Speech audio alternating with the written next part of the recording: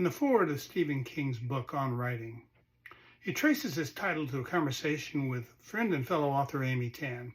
He writes, "One night, while we were eating Chinese before a National Booksellers Convention in Miami Beach, I asked Amy if there was any one question she was never asked during the Q&A that almost always follows a writer's talk. That question you never get to answer as you stand in front of an author-struck audience while pretending you don't put your pants on one leg at a time like everyone else."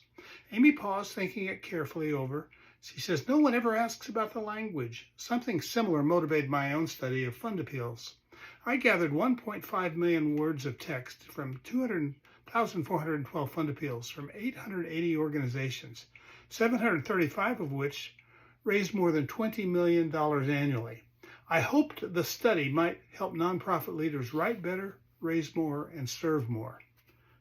My research question was this: what language style dominates the genre? To find the answer, I applied the multivariate factor analysis procedure Douglas Biber had used in his doctoral research at USC to describe how texts vary. Among 67 linguistic features, he found 23 that create interpersonal connection and 6 that create narrative.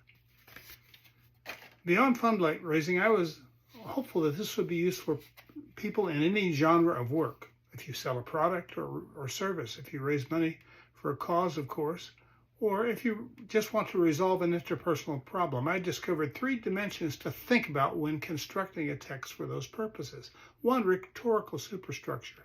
Think of an architect's rendering of a building. Secondly would be linguistic substructure. Here, think about a contractor's blueprint that details exact specifications and artistic infrastructure. Think of an interior designer's elements that add functionality and beauty to a home. So as I particularly focused on fundraising, I summed up the problem that I perceived in 7 simple words. The way we write is all wrong.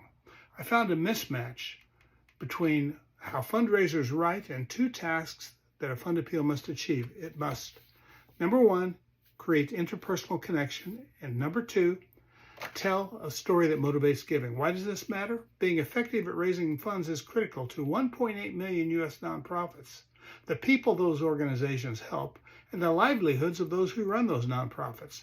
The U.S. nonprofit sector employs 12.5 million people and 10% of the workforce. The gross domestic product of $1.4 trillion that comes from these nonprofits is not insignificant. Unlike industries that produce goods and services, though, in exchange for money, the nonprofit sector is sustained as leaders make a compelling case in fund appeals for how important their services are. 2 skills are critical in this process for writing fundraising texts. First, a fundraiser must connect emotionally with a reader. And second, they must narrate a compelling story. After 20 years in the sector, I decided to measure how effective nonprofits are at those 2 tasks.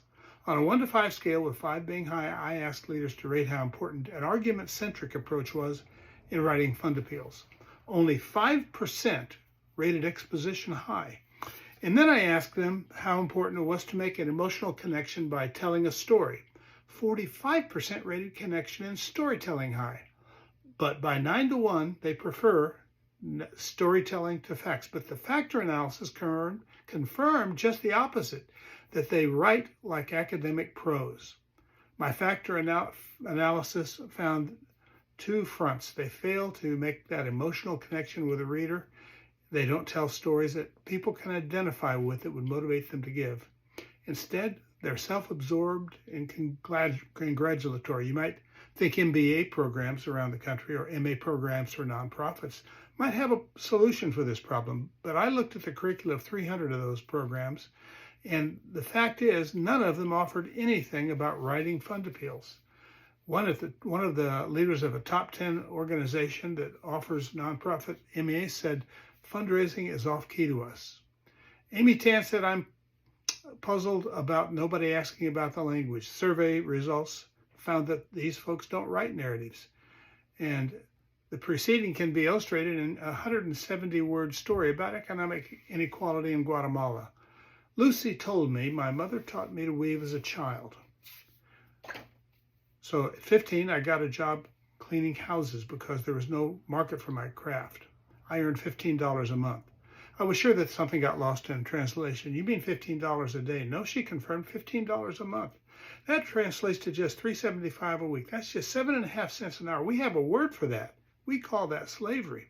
Louisiana had to work 50 hours to pay for the $3.75 I would drink in a latte in just 5 minutes. I pictured her working 50 hours to pay for my time at Starbucks. Well, she joined our weaving cooperative called Treasures of the Heart. Now her weaving has increased her family's income more than 50-fold. That was only possible because friends like you gave funds to plant this important enterprise.